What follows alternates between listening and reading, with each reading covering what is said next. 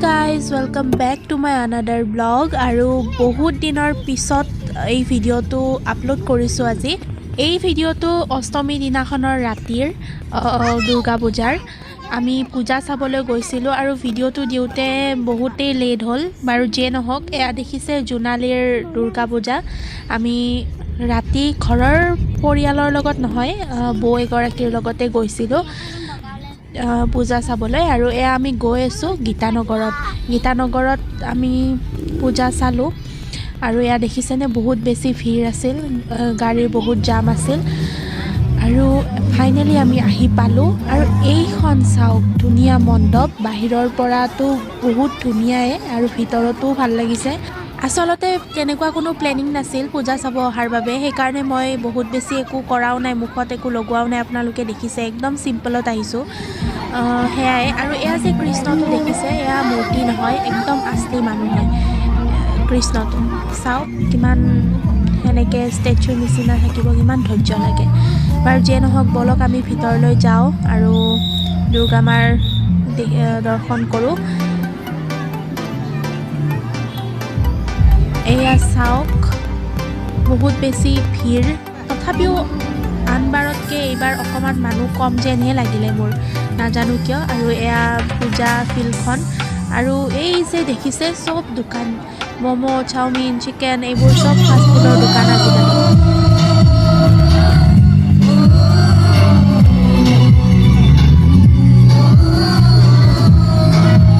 আৰু এয়া গানো গাই আছিলে ষ্টেজ এখনত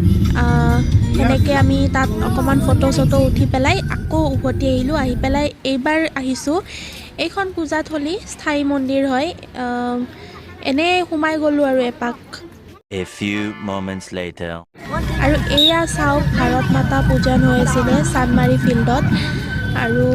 তাত গ'লোঁ চাবলগীয়া বহুতেই আছিল জানেনে খুব ভাল লাগিলে আৰু ইমান ধুনীয়া ডেক'ৰেট কৰিছে মানে কি ক'ম আৰু আপোনালোকে চাই থাকক আৰু এইখন চাওক ষ্টেজ এইখনত ডান্স কৰি আছিলে তাৰপিছতে এয়া চাওকচোন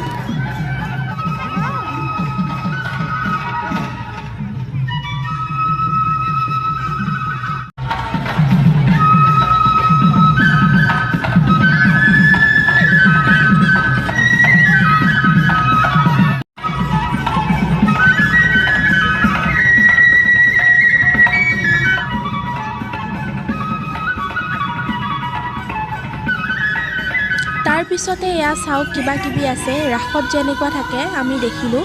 চাওকচোন ইয়াতো কি আছে ভিতৰত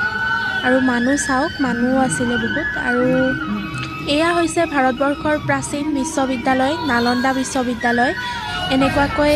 গোটেইখিনি আছে এয়া শংকৰদেৱই ভ্ৰমণ কৰা জেগাসমূহ ক'ত ক'ত ভ্ৰমণ কৰিছিল সেইসমূহ ৰামশিলা এনেকুৱাকৈ চালোঁ খুব ভাল লাগিছিল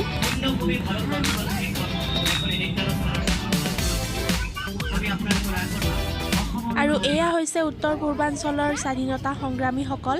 তাৰপিছতে আমি কি চালোঁ জানেনে পুতলা থিয়েটাৰ ফাৰ্ষ্ট টাইম চাইছোঁ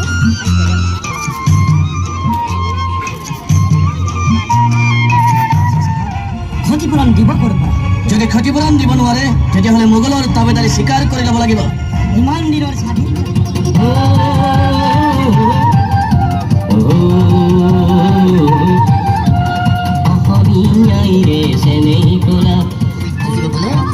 আমাৰ ক্ষতি হোৱাৰ সম্ভাৱনাই অধিক সিহঁত কিছুদিন আৰু আগুৱাই আহক আৰু এটা কাম আছে কি কাম বৰফুকন ডাঙৰীয়া শৰাইঘাটত আমি মোগলৰ প্ৰতিৰোধ কৰিব লাগিব অসমীয়া জাতিয়ে এই শৰাইঘাটতে মোগলৰ সেনাৰ পৰাক্ৰম থলীৰ লগত মিহলাই দিব এই ৰং অসমীয়া জাতিৰ অস্তিত্ব ৰক্ষাৰ ৰং হ'ব পিছে আৰু এটা কাম কৰিবলৈ বাকী আছে বুঢ়াগোহাঁই ডাঙৰীয়া আৰু কি কাম বাকী আছে